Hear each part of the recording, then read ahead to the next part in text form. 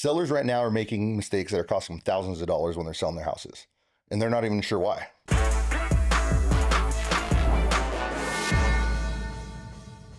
So let's get into it. My name is Guillermo. I'm one of the co-owners of the Oscar Tortola Group, and I'm here with my co-host. My name is Chris. I'm with the Oscar Tortola Group. I'm one of the beginning founders back years ago, and we've been growing since. Chris, give me some things that sellers are doing right now, or their agents that are basically not getting them the most money for their house. I like how you phrase that because it's not really sellers, because you're hiring your agent to guide you and they should be getting you the most money. So the biggest thing I'm seeing right now is agents or sellers are pricing their houses like it's 2021. So they're overpricing their houses, and then they're trying to find the market with price reductions. Yeah, they're still thinking that, hey, I could just put my house on the market. I'm going to have 20 people banging on the door. Right. They don't like, hey, I have an offer, and you're going to get They don't realize the market offers. has shifted. Correct. Rates had gone up, so houses aren't flying off the market. Yeah. The best way to explain it is, and I always tell clients this, we're back into a quote unquote normal market. Right. We haven't seen a normal market in 8 years, 9 years? Everyone's gotten into this COVID years, so they kind of don't realize what a normal market is. Back before COVID, it was taking 30 to 40 days regardless to sell a home. Yeah. So they just kind of got to get it in their head that we can't overprice the houses anymore. It's got to be more, with the market. We have to be strategic. What's that? We have to be strategic. Everything's strategic. You can't just throw a price on it. There's a strategy behind the whole thing. Yeah. And that's what a lot of people don't understand. No, yeah, exactly. So it's the strategic marketing. It's looking at what the market trends are doing. Mm-hmm. And it's not just trying to throw something at the wall and seeing if it sticks. Man, what's the biggest problem when you overprice a house? Just sits there. Just sits there. It starts becoming and stagnant. Then in the end, you end up netting less than what you would have if you priced it right to begin with. Yeah, exactly. And you're going to have these buyers and other agents and smart agents too, that they see a listing that's been sitting for 30, 45, 60, 100 days. Right. What's the first thing they're going to say? Hey, we have leverage on them. Let's start knocking down the price. All asking negotiation for credits. power switches right over to the buyer. Correct. So, obviously there's steps. Maybe we can discuss kind of our strategy. What's that breakdown to look like other than just throwing a price on it? What do we obviously have to talk to our sellers about? Yeah. So first off, going back to the strategic pricing thing, it's showing them what the comps are doing. Right. So like me personally, I'm not even showing clients what has sold because I don't even think that matters right now in this market. You want to look at what's in escrow, pretty much. In escrow and what your competition is. Right. Because if there's 6 other houses, which is normal right now, that are not similar selling, to yours. so that's not going to do you any justice. No. And those are the ones that are playing the market that was 6 months ago where things might have been selling at this price. Right. And then a lot of these other sellers and agents are chasing that price, and now it just keeps going down. Exactly. So if you're trying to put yourself in the mix with those other listings, it's not going to do anything. Then I think, like you said, it does come down to the agent. A lot of agents, not to put anybody on blast, but they're looking for deals. They don't have business.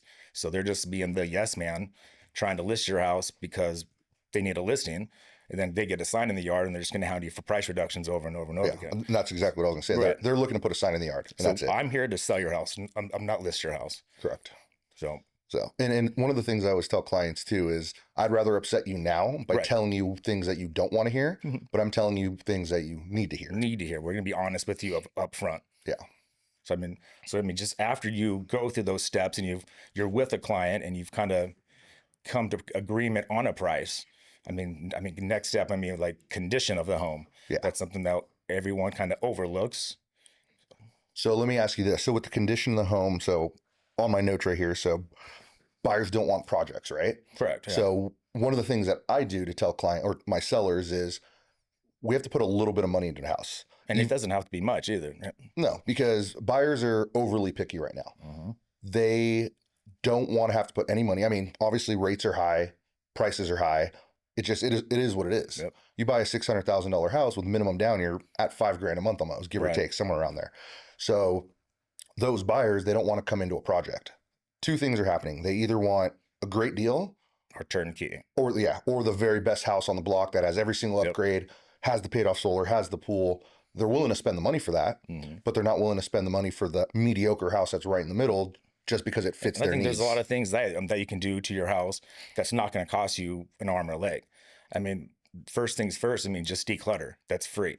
I mean, the object of this is to sell your house. I mean, yes, I love your knickknacks, I love your decor, but the new buyer might not. So we are going to be in the process of moving here shortly. So let's use this time to start packing some of those things away. It opens up the house, it shows nicer, and that's just one cheap, free thing that you can do. That's easy. And Yeah. And especially with pictures too. Like if you have big furniture or you have a Right. lot of things around, it'll make a small room even smaller. Or Right. a big room that actually looks big in person look a lot smaller. And I mean, buyers shop with their eyes, right? It's just like when you're at a restaurant, you eat with your eyes first Yeah. and then you get it. So yeah, the decluttering is a big thing. Even little things like the landscaping, the curb appeal, right? Everyone appeal. talks about the curb appeal. That's the first picture that they see. That's the first thing that they see when they pull up. So yeah, the curb appeal can be even just mowing your yard, trimming everything, and maybe adding new mulch that's been sitting there and faded away. Exactly. Well, yeah, mulch is huge, right? It's Right. what, $5, $8 a bag, No. but it's going to give that pop of color, that contrast, and even a few handful of plants, right? $5 plants, Yeah. $10, $15 Well, I'm plants, telling whatever. my clients now too, like we've had all this rain, weeds are just popping up all over the place. You just do want to do a once over, clean up. It's gonna make it show just that much nicer. Yeah. And we have those contacts too. So like one of the Right. things that I always tell my clients, like I have all those people available. I have landscapers, I have carpet cleaners, I have house cleaners. And we refer them so much, I think they give us a great deal. Yeah, we get better discounts Yeah. on what we do. And the other thing too, I mean, and I'm sure with your vendors that you use, and the same thing with mine, it's people that I personally use in my own house. Correct. So it's not like someone that just, hey, I'll give you a kickback Yeah. if you refer me, you know? Exactly. So I mean, then on top of that, I think the next biggest thing would probably just be a deep clean in the house. Even though everybody, you can be the cleanest person in the world, but it's nice just to have a nice clean house. It gets rid of any pet odors, if any, because obviously, again, that's the first thing that a buyer's gonna hit them in their face when they walk into the house. So I mean, I think well, like the one we walked into a couple days ago. Yep. So again, just doing those small things can help you just get ready for the next stage to help you get the most money. So going back to what you said about the deep cleaning and how someone always thinks, oh, my house is clean or whatever. Right. So I had this conversation with a client. That's never a fun conversation. Well, so it was a good conversation. It was, she said, I always keep my house clean, and like they have big dogs, so there was the pet hair, so she knew about it. But she's like, I keep up to my house, it's clean, and it looked clean when I was there, but it didn't look like that extra little bit. Right. So I'm like, hey, let me just send my guy, my crew out here. Let's do a full deep clean, whatever. I went back the next day for photos, and she's like, oh my God, my house has never looked It's this clean. I'm never like, been I this told good. you. But Right. it's just that little, I mean, you could like tell, like you feel that shine, you get that little extra smell when it is a freshly cleaned house. And one of my biggest pet peeves is the smallest thing is please replace all your light bulbs. Trying to showing up for your photos and this light's working, that one doesn't. I mean, it's just, again, small little details can help you out. Or miscolored lights. Yeah. It's just small things definitely help you out in the end. So what else? So those two things. So, I mean, so that would mean, yeah, I would just go to strategy and marketing Well, after that. So even the basic thing too. So like deep cleaning too. So I always tell my clients the two, if you're going to do anything, deep clean and get the carpets and floors professionally shampooed and cleaned up, because that's going to show the best. Because when people look around, if they see something's amiss, whether it's decluttering or even going to like minor repairs. Right. If a client or if a buyer walks in and sees like something amiss or something's broken or something like that, and if it's very minor, they're going to think, okay, what else is wrong there? with the house? So and that's why I'll go around when we walk around with listings and clients. It's like, these are the things I'm looking at your house if I were a buyer. So I want to get those obvious things out. Nothing major. So it's like, oh, my AC is not working properly. Cool. We'll deal with that at inspections.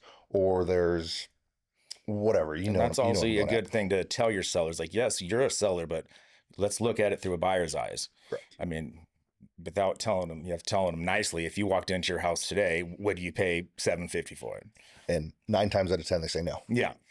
So I think that's the best scenario, just to set them up for success. Yeah. So, all right, let me ask you this. So condition, obviously the first steps when meeting with a client is getting the house ready, pricing. We kind of talked about that. What about marketing? So let's start there. What do you do that sets yourself apart from other agents that we're able to tell those sellers like, hey, we're not here just to put a sign in the front yard, cross our fingers and like, hey, let's hope the house sells. You definitely have to have a marketing budget. You can't just go in, like you said, and just put a sign in the yard, bake some fresh cookies to make it smell good Oh, when that doesn't help sell the house? that doesn't Oh, help anymore. No. But no, everybody has technology. Everybody has phones, cameras in their pocket. So you need to be out in front of many people as possible. So, I mean, baseline is just professional photos. You have to make the house look as good as possible. mm, I mean, then from there, I mean, everything is growing. You need to have videos, such as more advertisement for that client. And then again, there's so much you can do. There's just Facebook boosting to put your house into other people's feeds, and then just even down to the easiest thing is just client interaction. We sell a lot of houses, so we can call somebody who showed a previous house. They didn't buy it, and like, hey, I have this coming soon. So it's also agent interaction as well. yeah, I mean, the very base thing with sales, right? It's who you Right. know. It's who you know. And the more business that we do, the more clientele we have. I mean, I think it just helps out as well. Yeah. So, and I mean, going back to photo, so most agents nowadays do have a little bit of a budget to do photos. So that's A starting little to bit. be the main thing. Right. But how many times have you come across a $1 million, $2 million house with And it's horrible. someone walking around with cell phone photos, Right. and it's like, You what's see going them on? in the mirror. Yeah. I mean, they're just going to get scrolls right over. You have to have yourself stand out. You have to spend the money to get that house again in front of as many eyes as possible. Yeah. We can't guarantee that's going to turn into showings, but we can just do everything on our back end to market your house as best as possible. Yeah, and going back to what you're saying with the marketing budget and setting ourselves apart with that. So doing the professional photos, that's a bare minimum, obviously. Right. Now we're transitioning to a lot of the videos, and it's not even the basic videos anymore that you see with like the slow music. Oh, here's the kitchen, Right. here's the living room. Walk through me over here. Yeah, so you have to get something. I mean, everyone's attention spans the Right. memory of a goldfish, right? What, Mhm. 3 seconds or whatever they say it is. So having those things that are gonna catch those buyers or sellers or whoever online Mhm. and keep their attention for the next 30 seconds, is seconds, what right. you want. And then from there, like, oh, that's a funny video. Oh, but that's a good looking house. Like, let me Mhm. find some more information. Exactly. Um, But they might not even be the buyer that sees it, but they might know somebody, family member, or potential of somebody else. So again, it's just getting in front of people, and then they can pass it along and share it as well. yeah. Well, so a perfect example with marketing in senses like that, where it's going to reach people that may not be buyers, Right. but might know people. Hmm. So that one I did in Corona, the $2 million single story ranch Mhm. house. So with that one, I sent out my normal stuff, like my normal advertising, online advertising, the postcards, things like that. And one of the neighbors down the street just sent it to his friend, like, "Hey, look at this Mhm. postcard I just got." He lived in like at the far end of Corona, just in a Right. normal house, and he's like, "Oh yeah, that's cool." And he calls me up. He's like, "Hey, my buddy sent me this house. I want to look at it." Yeah. Ended up being the buyer, and I'm the one that got the buyer as well. So I double ended that one. I mean, you never know where the buyer's coming from, so you have to be in all avenues. Yeah, exactly. So it's playing all those different cards because Mhm. buyers aren't going to come from one single place, Correct. and that's why all of us and the entire team is we do the online. So we do the normal Zillow paid advertising. We do Right. homes.com now that we pay for advertising, the Yes. advertising that we pay for on Facebook and Instagram and all those Mhm. different avenues. And And that's then, a lot of things that sellers don't know on behind the scenes either. yeah. So, Um, and then from there, you have, even going back to like the photos and stuff, you have the 360 virtual tours that we Mhm. do. There's the Matterport stuff now that we Right. do, the postcards that go out, even old school stuff. Old The school. the hard postcards is you don't Mhm. know who's not on Facebook, on Instagram, Right. and things like that. You want to just get that property in front of as many eyes as possible, which Yeah. a lot of agents don't do because they either don't have the budget or just Mhm. don't want to spend the money Right. or 'Cause don't know it's have the definitely know-how. not cheap to do it all, but Yeah. if you want to best for your clients and make them the most money, because again, you want to try to get it sold within those first couple weeks before it sits on the market too long. So yeah, you want to get all that marketing out to try to get people in there as quick as possible. Yeah. So okay, marketing out of the way. What about like negotiations? What things can sellers know about that they need to kind of keep in their head when they're negotiating with buyers? Well, again, it doesn't come down how long it's been on the market.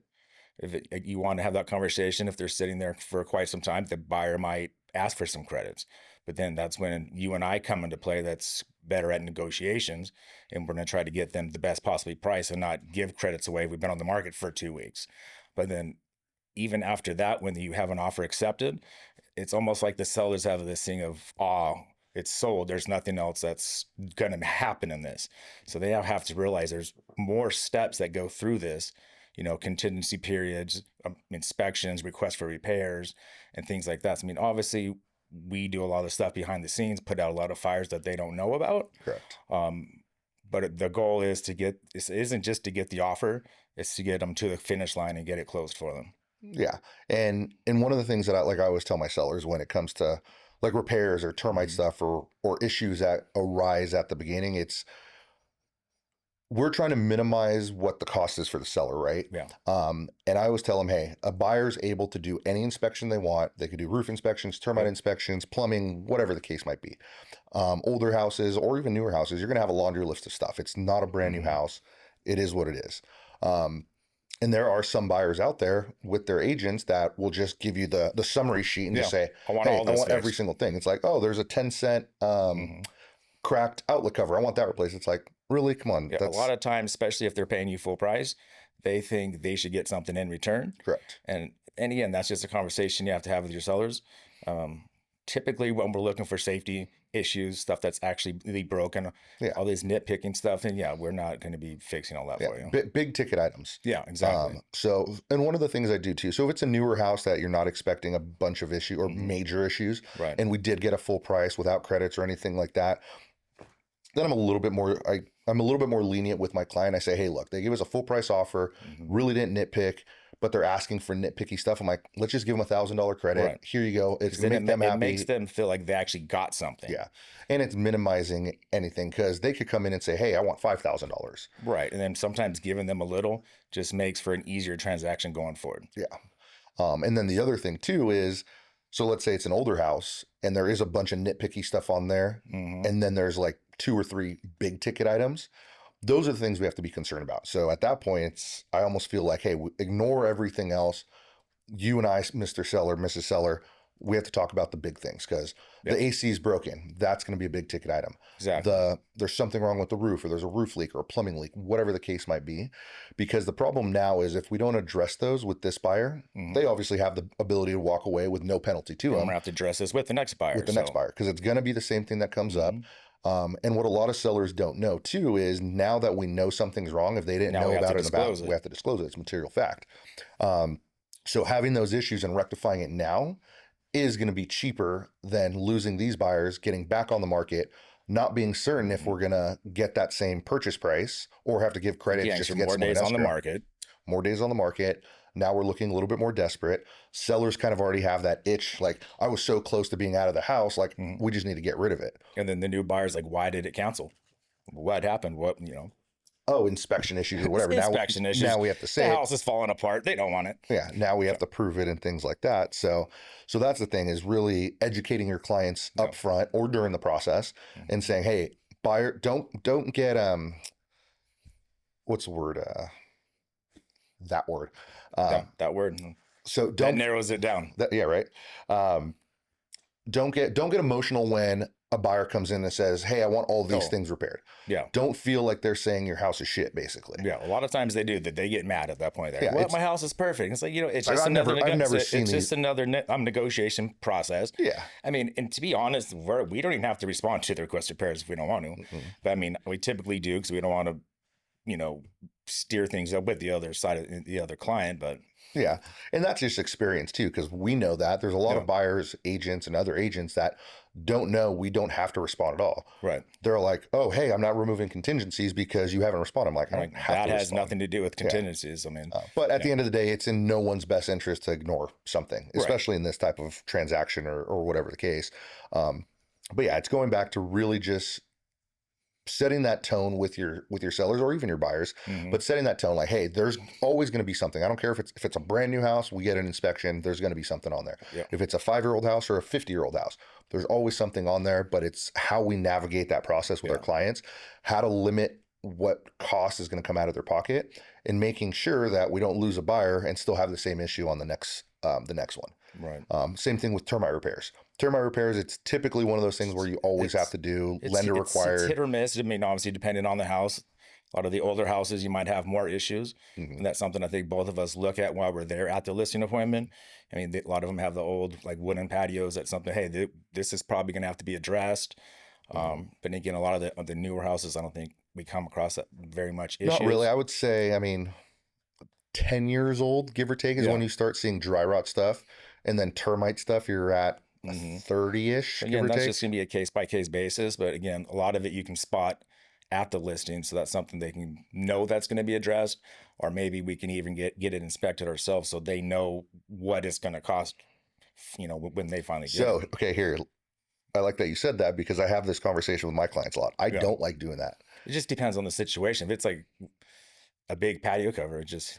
Well, okay, so here's my reasoning. Yeah. So with an older house, you typically know there's going to be some termite or dry rot. There's going to be something on an older house, always is. But if we do that inspection prior, and let's just say it comes back, oh, hey, there's a bunch of stuff in the attic you didn't know about, it needs to be tented. $10,000 later, this is where we're at, right? Yeah. But now we know. What if we get into a situation where it's multiple offers or a buyer and an agent just don't ask for a termite inspection? Hey, we have that report now. Now we have to bring it up. Yeah.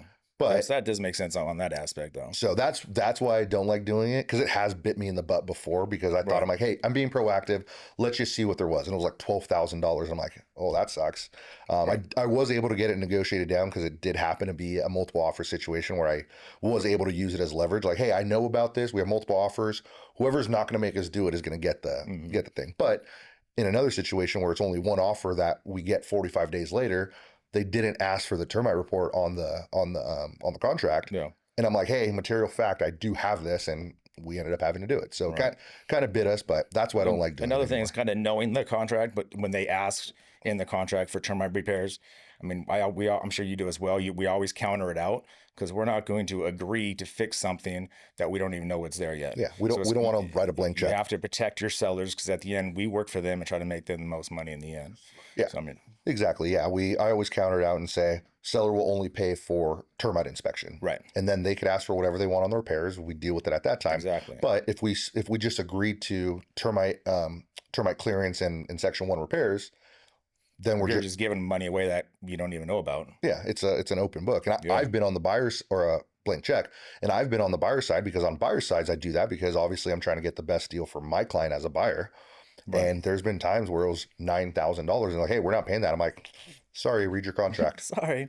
So I mean, kind of following that strategy, pricing, marketing, pricing your house correctly, getting it clean, staged, and ready, all the professional marketing and stuff that we do. I think if you follow that strategy, it's going to help you get your house sold quicker and make you net more in the end. It really is. It's coming to the table with a plan, right? Mm-hmm. Because a lot of sellers are looking for the net number, right? This is what I want to make, and they don't care how they get there. So sometimes if you get an agent that's not prepared, they're just going to say yes, right? It's a yes man. Mm-hmm. Hey, I want to put a sign in the yard. And guess what? They're going to be sitting on the market. They're going to be upset. Mm-hmm. And how many times do you get a call from a seller that you went to the listing appointment, they didn't hire you because of whatever the case? Just actually 2 weeks ago, I went on a listing appointment, and I sell a lot in the community. So the highest model sold, actually, I sold it. And so now they're like, I'll give you the listing, but I want to price it at XYZ. I'm like, I'm not going to tell you now, that's not going to work. Yeah. And your net is very minimum as it is. So we need to be strategic and price this right at the get-go so we can get it sold for you. Going that route, I mean, it's not going to work. So I kind of had to say no to it. But in the end, I mean, again, I'm not going to say yes just to have it sit there. Yeah. We have to set ourselves apart as the professionals, right? Because there's so many agents in this industry that, again, they don't have that budget. They are relatively new. They got into the industry during COVID, where you did put a sign in the front yard. You had 20 offers banging on the door. So it's being strategic, and I've done the same thing too. I've turned down listings, or I've not gotten a listing because I was set in my ways. Right. I say, hey, this is how I do it. This is how I run my business, and I have the track record to show it. Yeah. Again, it comes down to the house. Maybe it merits a little bit more. If they want to do it, maybe 5,000, 10,000, maybe it's like, okay, let's do it this way for 2 weeks. But if they're coming in just drastically, where no, that doesn't make any sense. There's not a single comp that's ever sold. I'm going to do you a disservice if I do it that way. Yeah. So yeah, there's points and times where you could gamble a little bit, right? And I have those clients. If it is fully upgraded or it has nice upgrades, like it shows well. Yeah. Yeah. I'm willing to gamble a little bit, still having that conversation where you say, hey, if nothing happens in 2 weeks, 2, 3 weeks, we're having a different conversation, but I'm willing to gamble. Yeah. But I'm not willing to gamble on the ones that don't deserve it, that are just builder standard, nothing overly special. Case by case. Correct. So I think we've covered pretty much everything. I have some notes here, maybe just some quick questions. Go for it. Let's just see here. Right now, are buyers in control? I would say yes and no. Right. I think we're kind of on that weird edge where it's right between a buyer's and seller's market. I would say buyers have the edge or have leverage when a property's been sitting on the market. So if it's a stale listing that's been on the market 60, 90 days, if it's overpriced, whatever the case might be, I come in as a buyer's agent and I'll say, hey, we have a better chance of getting this one, getting a good deal on it because it's been sitting on the market. Exactly. The flip side of that is the houses that do deserve those higher prices and quick sales, they're still selling fast. Yeah. I have houses right now or in the last few months where they've been selling in 4 days, a week, 10 days. A week, 2 weeks. Just depends on the house, the location, and again, just price wise. Yeah. So it goes back to setting up your client properly from a buyer's perspective. It's setting them up and saying, hey, if it's a house that's brand new on the market, has everything you want, is upgraded, priced well, whatever the case, and there's nothing else like it, we're going in strong. Right. Versus, hey, I could find you a great deal if that's what you're looking for. If cost is your biggest concern, yeah, we could find you a house that gets that done that's been on the market for XYZ days. So kind of next question. So you're sitting down with Mr. and Mrs. Seller. Unfortunately, for some reason, this house is not selling. What would you recommend? A price reduction or offering credits to the buyer? I would say to get the attention of buyers is the price reduction. First and foremost, it's always price, right? Because most buyers don't have conversations with their agents or lenders or vice versa, telling them, hey, a lower price house doesn't necessarily affect your payment all that much. Right. Versus credits, yeah, you always want to get credits. That's more money in your pocket that you don't have to spend. But no one's going to know that. And going back to the whole advertising aspect where buyers are looking online and doing their own research and then telling their agents what they want to see, if they see a drastic price reduction, that's going to pique their interest a little bit more than reading through the description that they normally don't do. Say, hey, seller's willing to offer a $5,000-$10,000 credit. Okay. Last question here. I had quite a few, but we'll skip over a few. Should buyers wait for rates to drop? No. That's a fun one. That's I mean, you probably get this call all the time. Hey, I've been waiting, so-and-so. So going back to what I was just saying about that leverage aspect, if you're obviously people that are waiting for rates to come down, they're waiting for lower more monthly payments, right? Right. So going back to that leverage aspect, right now, I could get you a better deal and get you a lower rate because I'm asking for credits. We could get a cheaper house that's been sitting on the market months at a time or for months. That's going to put you in a better position than waiting. Because most of those people that are waiting, they're probably renting. So you're throwing away $3,000 a month. That's not benefiting you anyway. And then let's say rates do come down. So right now they're averaging 6%, give or take, somewhere in that vicinity. Right. So let's say rates get down to 5.5%.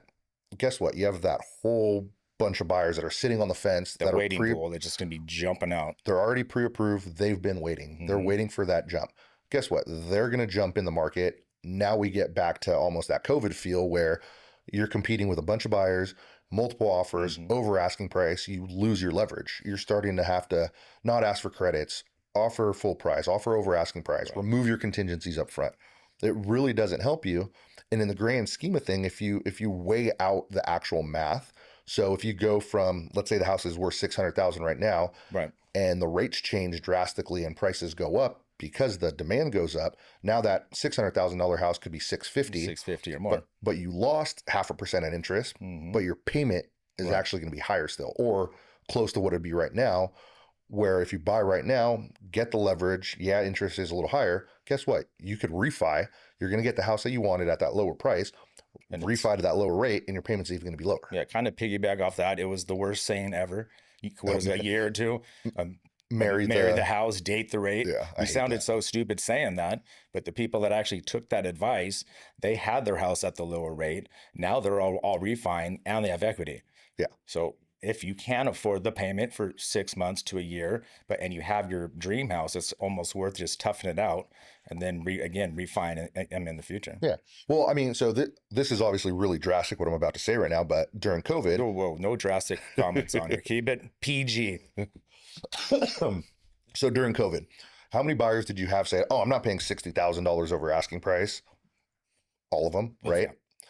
So those people that did pay that, guess what? They're sitting on $200,000-300,000 worth of equity right now because the prices have gone up. Exactly. And it's the same thing like during the last crash or everything. Hey, everyone's waiting for that next crash, the next crash. Cool. I have clients that have been talking to me since 2015, 16, just waiting for something to happen, and then nothing happens. Everybody's always waiting. When's the perfect time? Or even sellers, they ask, when's the perfect time to sell? And I always tell them there is, in my opinion, no perfect time to sell your house. Yeah. It's going to come down when the numbers make sense to you. That's when it's the perfect time. This bottom line is what you net. If that's the number that you want, then now's the perfect time, because we don't know what the future's going to hold. So, do you have any other things you want to throw out? You want to tell the people? I think that's it for now. I think that was a pretty good, segment. I mean, if anybody has questions or anything that we discuss, obviously they have our information and can reach out to us. But yeah, so I guess this is the close. So if you're thinking about selling and you want strategy that actually works, feel free to give us a call. thanks for watching. Peace. Have a good one.